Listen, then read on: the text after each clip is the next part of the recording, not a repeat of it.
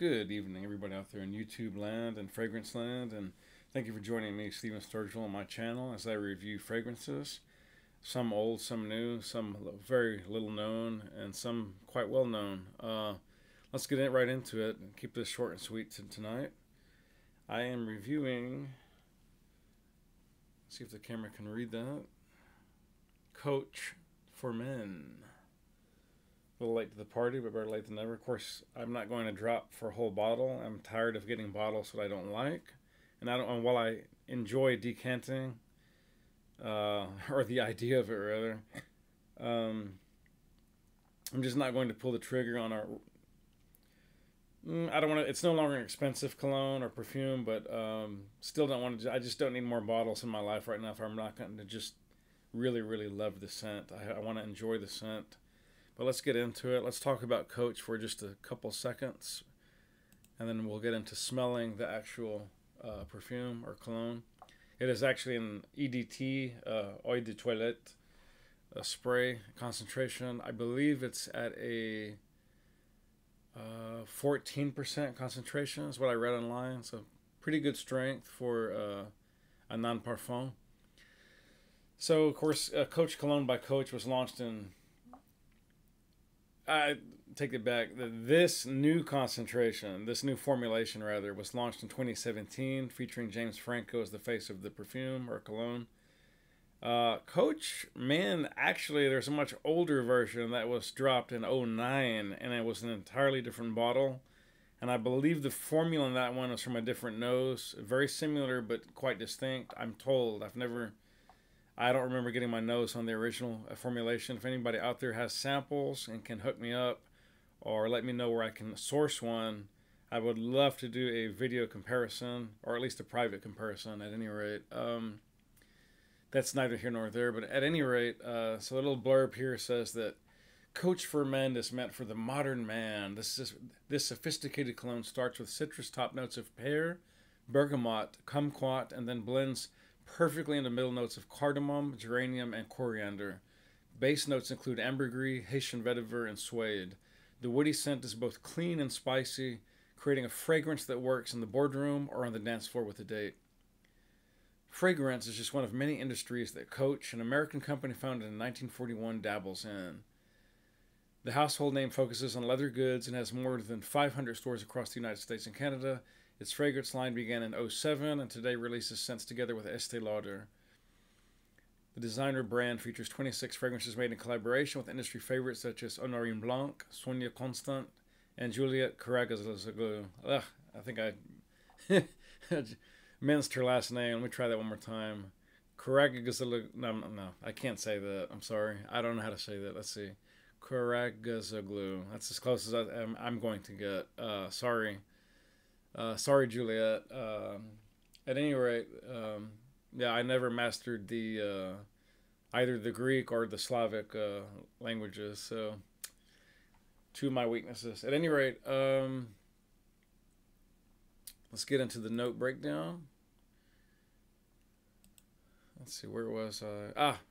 Very briefly, the noses or the designers for this were stated to be Anne Filippo and Bruno Jovanovic, and it's considered a woody, aromatic, freshy, spicy, fruity, with quite a pop of citrus.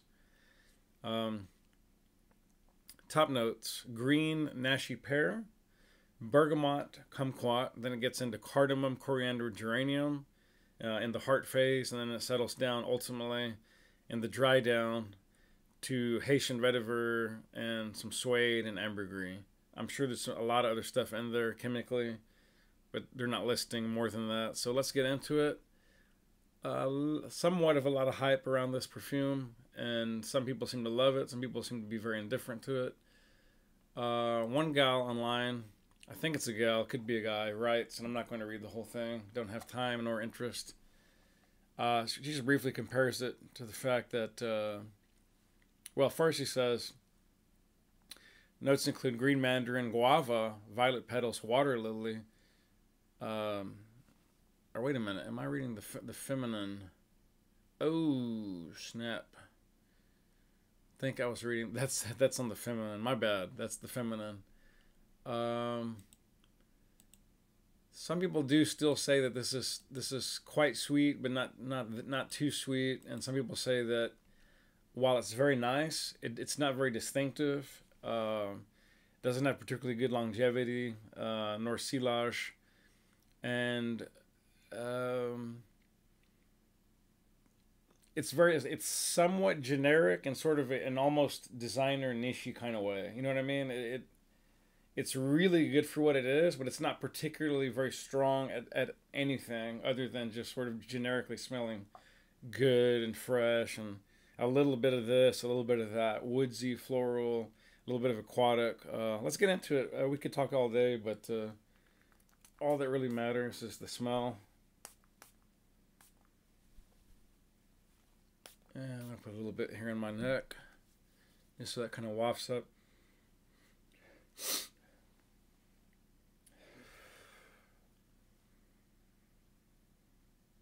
Mmm. Very nice. I'm getting sort of a candy, slightly flowery, slightly cinnamony, nutmeggy, coriandery. Mmm. That is seriously quite nice. Definitely getting some of the cardamom. And probably what I'm assuming is kumquat. And definitely some of the green nashi pear. Hints of suede and ambergris. Vetiver for sure.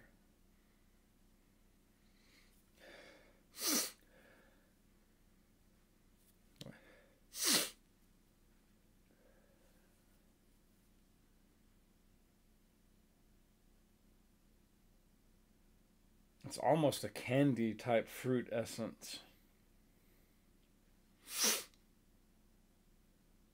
Hmm. Wow. Hmm. Yeah, I don't.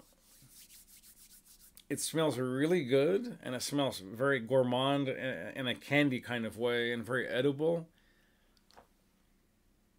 I'm just not sure it smells very masculine to me. I think this smells way. If this were unisex, I would say it is 70% feminine. Honestly, this is a 70% feminine unisex type scent. Not sure this is something I could rock, guys. This is a pass for me. I'm sorry to say. It smells fairly high quality. It has an interesting fruity, floral, some woodsy aromatics and cedar type. Just a hint of like peppery cedar. Very, very mild, sort of just lurking there somewhere in the mid to the base. But there's something in there also that's just a little bit funky. I can't quite put my finger on it or my nose. Yeah, I don't know what that is. Could be the geranium combining with the ambergris and the kumquat and the bergamot. Not sure this is a scent I would ever consider honestly rocking. You might, and I'm not saying it smells bad, but it's just definitely way outside of my comfort zone. It's not particularly harsh or cloying, but at the same time, there is some kind of funky something lurking there somewhere in the mids. I can't quite put my nose on it, but I don't like it.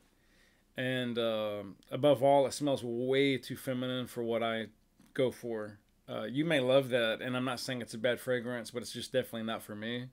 That's gonna do it, guys. I don't have a lot more to say on that. It can be had for as little as 48 bucks these days, which is quite cheap for a designer, high quality fragrance.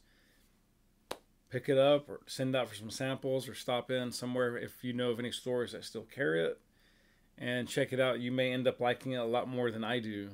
But that's all I have to say for that. It was an interesting fragrance. Glad I got my nose on it. But not for me, and I don't highly recommend it for you either, unless you, again, gravitate towards those extremes, which I consider extreme in the sense that this is a largely feminine male cologne or unisex type scent. And it's very fruity, but at the same time, it just doesn't really pull through with enough masculine spice and musk for my personal taste. So until next time, guys, thanks for tuning in. I hope you keep on tuning in. If you like, subscribe, hit the bell for updates. And you know what I like to say at the end of every episode? Spray well, spray often, as long as it smells good, and live life to the fullest on your terms, not someone else's. Peace.